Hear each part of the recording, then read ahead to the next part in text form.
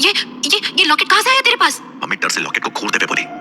हितेन ने तो जैसे ही लॉकेट पर नजर डाली वो पूरी तरह से घबरा कर बोला, ओह गॉड, ये लॉकेट तो विकास के पास था, यहाँ कैसे आया? अब हितेन के पापा भी लॉकेट को गौर से देखते हुए बोले, कौन विकास?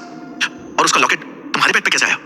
लॉकेट अपने बेड पर देखकर तो हितेन भी अंदर ही अंदर घबरा उठा था, फिर भी किसी तरह हिम्मत जुटाते हुए वो बोला, मैं और विकास दोनों ही कॉलेज टाइम के फ्रेंड्स हैं। अभी 3 महीने पहले हम दोनों एक कंपनी में जॉब के लिए इंटरव्यू देने गए थे, लेकिन वहां भी हमें जॉब नहीं मिली और हम निराश होकर यूं पैदल पैदल बस स्टॉप की तरफ जा रहे थे कि अचानक विकास को सड़क पे लॉकेट पड़ा हुआ दिखाई दिया। विकास ने फौरन वो लॉकेट उठा लिया। फिर लॉकेट को हम गौर से देख ही रहे थे कि विकास का मोबाइल बजने लगा। विकास ने लॉकेट अपने जेब में डाला और जल्दी से कॉल रिसीव किया। कुछ देर बाद जैसे विकास ने कॉल पर बात खत्म की वो खुशी से मेरे गले लग गया। मैं कुछ पूछता कि विकास अपनी जेब से लॉकेट निकालकर चूमते हुए बोला, ओ यार क्या लकी लॉकेट मिला है, जैसे मैंने लॉकेट को जेब में रखा कितने शानदार जॉब का ऑफर मिल गया। विकास की बात सुनकर मैं भी खुश हो उठा। विकास ने बताया कि उसे आज रात ही तिमारपुर के लिए निकलना पड़ेगा, क्योंकि किसी भी हालत में कल रात तक उसे तिमारपुर पहुंचकर अपनी ड्यूटी ज्वाइन करनी पड़ेगी। तिमारपुर पहुंचने के बाद विकास ने मुझे कॉल करने की बात कही थी, पर 3 महीनों से उसका कोई कॉल नहीं आया और मैंने जब भी विकास के नंबर पर कॉल किया वो आउट ऑफ नेटवर्क ही आया। लेकिन ये लॉकेट तो विकास अपने साथ ही ले गया था, फिर आज अचानक ही लॉकेट मेरे पेट पर कैसे आ गया? मेरी तो कुछ समझ में नहीं आ रहा। हितेन के पापा ने हैरानी से उस चमगादड़ वाले लॉकेट को घूरते हुए अपने हाथ में उठा लिया और दूसरे ही पल उन्होंने चीखते हुए वो लॉकेट दूर फेंक दिया। इस चमगादड़ के दांत में लगा खून तो असली है, ये देखो मेरी हथेली। पापा ने अपनी हथेली सामने कर दी। उनकी हथेली पर ताजे खून के धब्बे थे। घबराए हितेन ने जल्दी से रुमाल लिया और अपने पापा की हथेली से खून के धब्बे साफ करने लगा। लेकिन जैसे जैसे वो उन धब्बों को साफ कर रहा था उतनी ही तेजी से खून के धब्बे हथेली पर और भी ज्यादा फैलते जा रहे थे। हितेन की मम्मी डर और गुस्से से चीखते हुए बोली, क्या हो रहा है ये सब? कैसा मनहूस और डरावना लॉकेट है ये? हितेन घबराए लहजे में बोला, आप और पापा जाइए अपने रूम में, मैं अभी इस लॉकेट को किसी कपड़े में लपेटकर घर से दूर ले जाकर कहीं फेंक देता हूँ। हितेन की मम्मी सर हिलाते हुए बोली, हाँ तू जा और अभी के अभी इस मनहूस लॉकेट को कहीं दूर फेंक कर आ जा। हितेन ने हामी भरी और फिर डरते डरते एक बड़े से रुमाल में उस लॉकेट को पकड़ा और तेजी से घर से बाहर निकल गया। बाहर एकदम घना अंधेरा था। हितेन ने गहरी गहरी सांस ली और घर के दरवाजे से बाहर निकलकर तेजी से कदम बढ़ाने लगा। लेकिन अभी 6-7 कदम बढ़ाते ही अचानक सड़क पर लगी स्ट्रीट लाइट्स तेज आवाज के साथ बुझ गई। स्ट्रीट लाइट्स बंद होते ही हितेन पूरी तरह से घबरा उठा। उसने जल्दी से अपना मोबाइल निकालना चाहा, पर जेब में हाथ डालते ही हितेन को याद आया कि वो तो अपना मोबाइल घर में ही भूला है। अपने आप को कोसते हुए हितेन अंधेरे में जल्दी चलते हुए वहां से दूर जाने लगा। जैसे जैसे हितेन आगे बढ़ता जा रहा था अंधेरा और बढ़ता ही जा रहा था। अचानक ही उसके कानों में कुत्तों के भौंकने की आवाज आने लगी। हितेन ने चौंकते हुए पीछे पलटकर देखा, लेकिन अंधेरे में कुछ दिखाई नहीं दे रहा था। और फिर एकदम से हितेन सिहर उठा।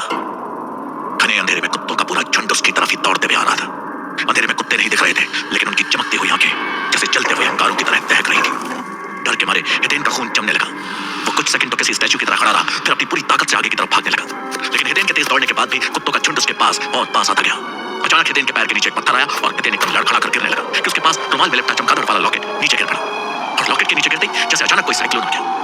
भयानक आंधी से चलने लगे। हितेन के पैर उस आंधी में टिक नहीं सके और वो साइक्लोन में सूखे पत्ते की तरह हवा में उड़ते हुए गोल गोल घूमने लगा। हितेन इतनी बुरी तरह से डर गया था कि उसके मुंह से आवाज तक नहीं निकल रही थी। हवा में चक्कर खाते हितेन के होश गुम होने लगे।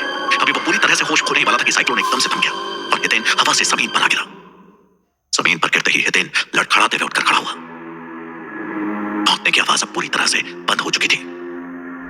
हितेन अभी सुकून की सांस ले ही रहा था कि उसकी पॉकेट से अजीब किस्म का लाल धुआं उठने लगा। हितेन घबराकर अपनी पॉकेट को झटकने लगा कि उसके हाथ में जोर से कुछ चुभा। दर्द से कराहते हुए हितेन ने अपना हाथ झटका और फिर जल्दी से पलटकर वापस अपने घर की तरफ दौड़ने लगा। दौड़ते हाँफते हुए किसी तरह हितेन अपने घर के पास पहुंचा। स्ट्रीट लाइट्स अब तक बंद ही थी। हितेन ने घर के दरवाजे पर पहुंचते ही डोरबेल बजाई, लेकिन डोरबेल बजाते ही टिंग टॉन्ग की आवाज की जगह अजीब सी कुर्राने की आवाज गूंजी। घबराकर हितेन ने दूसरे हाथ से दरवाजा ठोकते हुए अपनी मम्मी को आवाज लगाई, मम्मी मम्मी जल्दी दरवाजा खोलो। हितेन की घबराई आवाज और दरवाजे पर होती ठक-ठक से मम्मी ने लपक कर दरवाजा खोला। जैसे ही दरवाजा खुला हितेन तेजी से अंदर आया और हाफते हुए एक चेयर पर बैठकर जोर जोर से सांस लेने लगा।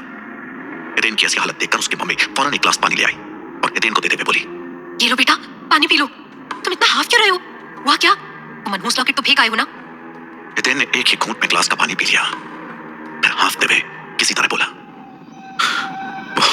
वो लॉकेट तो अचानक ही मेरे हाथ से नीचे गिर गया।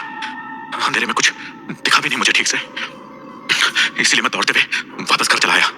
मम्मी बोली, अच्छा हुआ जो उस लॉकेट से छुटकारा मिल गया। अब जाकर अपने रूम में आराम से सो जा। हितेन ने गर्दन हिलाई और अपने रूम की तरफ चल दिया। रूम में पहुंचकर हितेन सीधे अपने बेड पर लेट गया। शॉक के मारे उसका माइंड पूरी तरह से ब्लैंक हो चुका था। बड़ी मुश्किल से हितेन ने अपनी आंखें मूंदी और सोने की कोशिश करने लगा कि उसके पैंट के पॉकेट में एकदम कुछ हलचल सी होने लगी।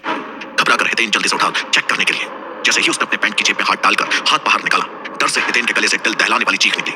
पॉकेट से निकलकर एक काला सा भयानक चमगादड़ का बच्चा हितेन के हाथ में आ गया था। हितेन डर से चीखते चिल्लाते हुए अपने कमरे से बाहर निकला और जोर जोर से अपना हाथ झटकने लगा, पर चमगादड़ तो जैसे किसी चुंबक की तरह हितेन के हाथ से चिपक चुका था। हितेन की चीख पुकार सुन उसके मम्मी पापा वहां भागे हुए आए। हितेन के हाथ में चिपके चमगादड़ के भयानक बच्चे को देखकर वो तो एकदम ही स्टैच्यू बन गए। अभी कोई कुछ करता कि चमगादड़ का बच्चा अपने पंख फड़फड़ाते हुए हितेन के हाथ से अलग हुआ और उड़ते हुए खिड़की से बाहर निकल गया।